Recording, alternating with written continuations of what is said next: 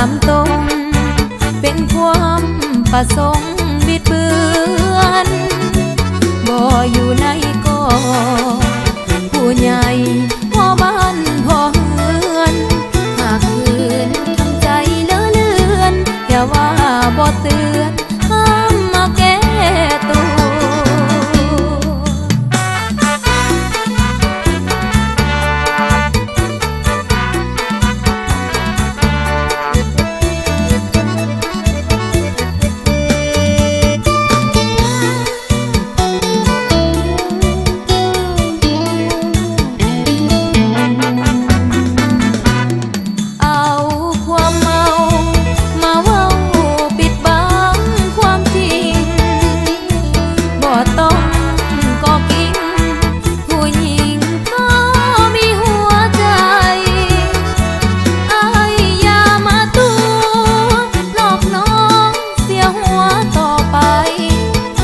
คิดว่า